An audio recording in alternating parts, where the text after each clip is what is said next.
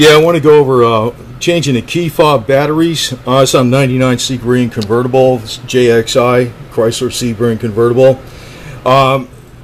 There's probably a way to program. I know if you have two key fobs, you can reprogram another one, but you might be able to do it with one.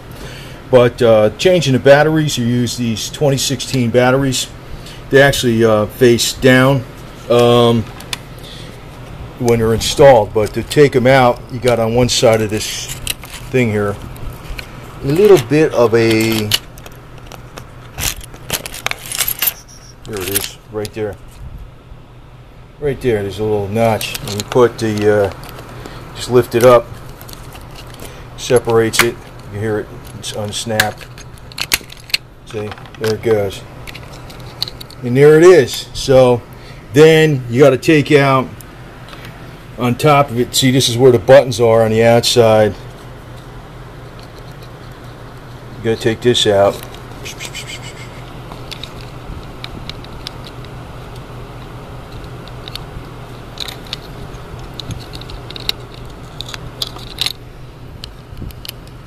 Anyway, let me put that camera down. Just take a little knife and pry it up underneath the board here carefully, and you'll see the batteries. Okay, so the board is out. You know, I just used a little knife to pry it open. Here's two batteries in there, not one. There's two, and they're 2016s. So then you replace them and you snap everything back together. And in case you don't know, it says it right on here, the positive side faces down, and you can check it with your voltmeter to make sure you have it right. So there's two batteries that go in here, positive side facing down, and just to double check,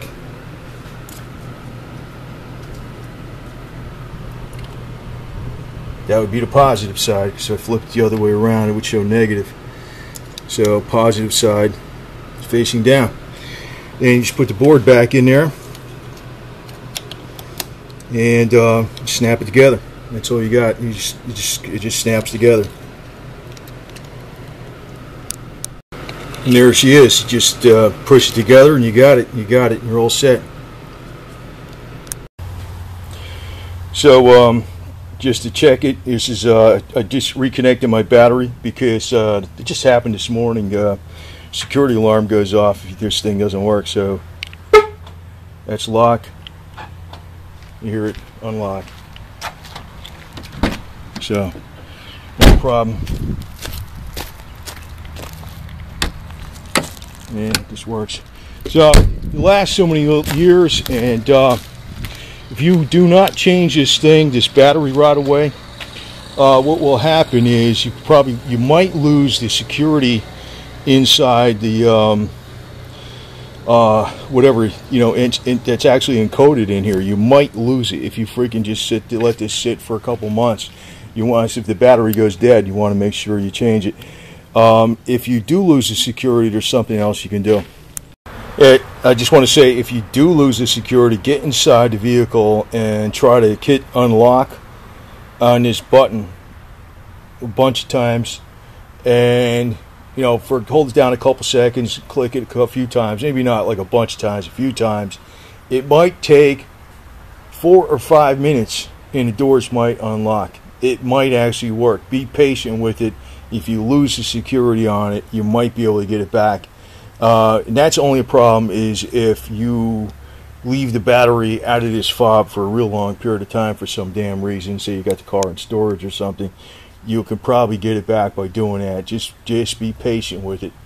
You might want to have, you know, the window rolled down or something and get out of the car or something, or just sit in the car and see if you can wait 5 minutes, and it might come back. It might come back. But there's other tricks that can be done, but I don't want to post them here. If you actually have only one fob, and there is a trick to possibly reprogram another one, but it's actually entails clearing the codes that are in the inside the key sentry. I forget what the hell is the security system itself. And I don't really want to put that information out here, but there is possibly one way to do it. But if you screw it up, you will lose all the coating on all the fobs. Normally you need 2 fobs to program another fob, but there is a way to do it with 1. I'm not going to put that on here because it's a little bit dangerous. It's a little bit dangerous because you can actually lose your security system, and you'll have to go to a dealer and they'll charge you money for it. So if you got 1 fob, just deal with it. Just keep the batteries changed.